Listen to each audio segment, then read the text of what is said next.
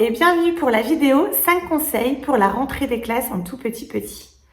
Alors ce sont des conseils que je donne à mes nouveaux parents d'élèves lorsque je les rencontre en réunion de préparation de la rentrée en juin pour que, arrivé le jour de la rentrée, ils soient armés de conseils, bien sûr bienveillants, pour essayer de faire en sorte que la séparation avec leur enfant se passe le mieux possible. Avant de commencer ces conseils, il faut bien garder à l'esprit que en tant que PE de tout petit, il arrivera très certainement que vous soyez la première personne étrangère à qui un parent confiera son enfant. Et oui, dit comme ça met une sacrée pression, ça met une sacrée responsabilité entre nos mains. Et ça impose aussi de réussir à construire une relation de confiance avec les parents. Donc c'est pour ça que je mets en place ces 5 conseils que je donne aux parents avec toute bienveillance, bien entendu. Et voilà, ça peut peut-être vous intéresser en tant que PE à donner à vos parents ou en tant que, si vous êtes parent, ça peut peut-être également vous servir. Ces conseils, je les ai peaufinés au fur et à mesure des années. Ça fait maintenant 7 ans que je suis dans l'école. Je ferai ma 8e rentrée en petit l'année prochaine. Et c'est des conseils, parfois, qui font leurs preuves.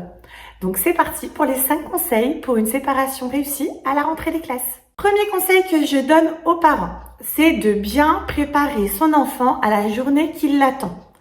L'enfant a besoin de savoir ce qui va lui arriver dans sa journée, s'il va manger à la cantine, s'il va aller en garderie, qui va venir le chercher aussi, avec qui il va passer sa journée. C'est très important pour l'enfant de pouvoir se projeter et pouvoir avoir une visibilité sur sa journée. Le deuxième conseil que je donne aux parents, c'est au moment où vous partez, ou vous quittez la classe si jamais vous avez le droit d'entrer dans la classe, ou alors à la porte, c'est de bien dire au revoir à votre enfant, de bien le prévenir que vous partez. Il n'y aura rien de pire pour un enfant que de se retourner et de voir que son parent a disparu et qu'il n'a pas été prévenu de son départ. Il ne faut surtout pas se dire « Oh ben c'est bon, il joue ». Il se rend pas trop compte, je vais en profiter pour me faufiler. Non, surtout pas. Il faut toujours dire au revoir à son enfant, il faut toujours le prévenir que vous partez. Le troisième conseil que je donne aux parents, c'est qu'une fois l'annonce du départ faite, une fois qu'ils ont dit au revoir à leur enfant, qu'ils ont dit qu'ils partaient, il faut vraiment qu'ils partent. C'est pas je pars, je sors et en fait je vais regarder dans le couloir, par la fenêtre du couloir ou par la fenêtre de la cour ce qu'il en est, parce que si l'enfant il a pas pleuré au moment de la séparation, il suffit qu'il voit le parent par la fenêtre, il va se mettre à pleurer. Ou alors si au moment de l'annonce du départ, l'enfant se met à pleurer, que vous restiez 5 minutes, 10 minutes, une demi-heure, 1 heure, 2 heures, quoi qu'il arrivera, votre enfant pleurera au moment où vous allez partir.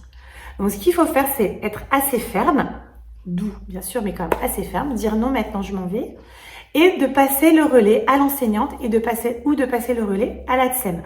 On est là pour ça, on est là pour gérer derrière, on va lui changer les idées, on va aller lui proposer une activité, voilà, faire en sorte qu'il arrête de pleurer, de le sécuriser, lui donner son doudou. Donc voilà, mais c'est très important, une fois qu'on a dit qu'on part, on part. Le 4e conseil que je donne aussi aux parents, c'est de ne surtout pas mentir à son enfant. Un exemple que je vous donne qui m'est arrivé, c'est en fait l'enfant qui arrive le matin et il pleure parce qu'il va manger à la cantine et il ne veut pas manger à la cantine, sauf qu'il va vraiment aller manger à la cantine et le parent, pour faire en sorte qu'il arrête de pleurer, va lui dire « Non, t'inquiète pas loulou, tu ne manges pas à la cantine ». Donc, c'est super pour le parent parce qu'au moment du départ, l'enfant a arrêté de pleurer. Sauf qu'à 11h30, quand il faut expliquer à l'enfant que, ben non, il mange bien à la cantine, contrairement à ce que papa ou maman lui a dit au matin, mais c'est la catastrophe. C'est la catastrophe. Et c'est très compliqué de récupérer l'enfant parce qu'en fait, ben non, la maîtresse, elle est en train de mentir parce que papa et maman, ce matin, ils lui ont dit qu'ils mangeaient pas à la cantine. Donc voilà, donc c'est pour ça que c'est très très important de toujours dire la vérité à son enfant. Même si voilà, c'est pas facile, je l'entends bien que ça nous faciliterait la vie si on avait une formule magique qui fait que l'enfant arrête de pleurer.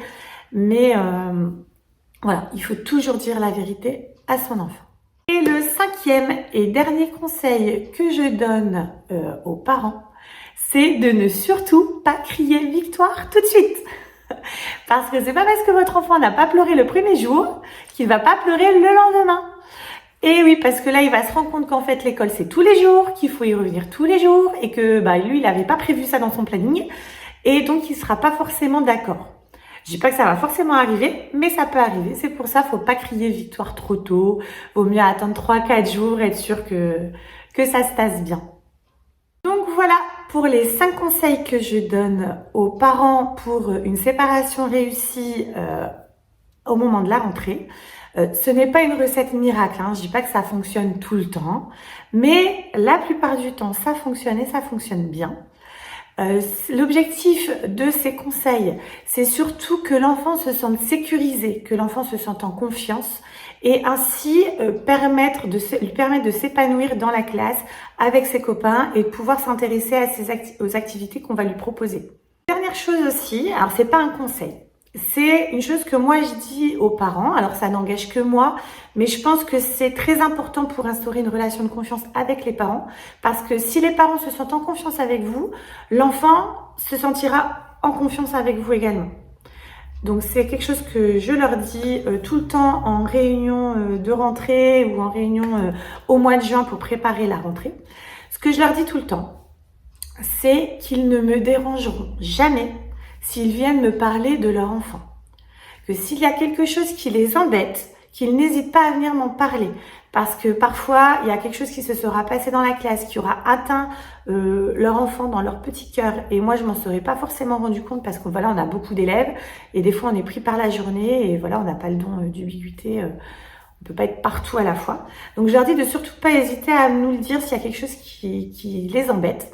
Parce que s'il y a une petite chose qui les embête, c'est anodin. En plus, souvent, c'est un quiproquo et en 10 secondes, c'est réglé. La première fois, ils viennent pas nous voir. Ils passent au-dessus. La deuxième fois, il y a encore quelque chose qui les embête. Ils viennent pas nous voir, mais il y a le cumul de déjà la première fois qui se rajoute à la deuxième. On va dire, ils laissent passer. Là, il y a une troisième chose qui vient les embêter. Et là, ils commencent à être bien énervés alors que, en fait, la troisième chose en soi, elle est anodine. Sauf qu'il y a l'arriéré de la première fois et l'arriéré, de la deuxième fois. Donc, ils viennent nous voir. Et là, ils sont déjà hyper remontés. Alors que, en fait, c'est un quiproquo, c'est une petite chose, c'est très très simple à arranger en discutant 5 minutes à la porte, à la sortie, par mail ou enfin voilà. Donc voilà, je leur demande de venir me le dire tout de suite dès qu'il y a un petit truc qui les embête pour désamorcer les choses, pour leur expliquer les choses, parce qu'en plus des fois avec un enfant de 3 ans, c'est compliqué de bien comprendre les tenants et les aboutissants d'une situation. Et donc voilà, donc en général ça se passe bien. Donc je leur dis toujours ça, je leur dis qu'ils ne me dérangeront jamais s'ils viennent me parler de leur enfant. Bon, bien sûr, on adapte aux horaires, tout ça. Chacun ses contraintes, et c'est son seuil de tolérance aussi. Je leur promets que je les écouterai toujours. En revanche, je ne leur promets pas que je leur donnerai tout le temps raison. Parce que, il y a la réalité de l'école, il y a la réalité de la collectivité.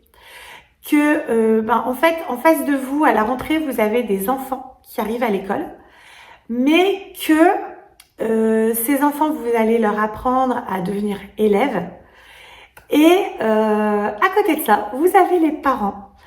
Des parents, quand c'est leur premier enfant, des parents qui eux aussi vont apprendre à devenir parents d'élèves, qui vont apprendre à comprendre que il n'y a pas que leur enfant qui est le centre du monde, que il y a des contraintes liées à la collectivité, que on ne peut pas tout faire comme ce qu'on fait à la maison et qu'on ne peut pas forcément, même si on essaye de faire au maximum, on ne peut pas tout voir de ce qui se passe dans la classe. Donc j'espère que cette vidéo vous aura plu, vous aura été surtout utile. N'hésitez pas à liker si c'est le cas.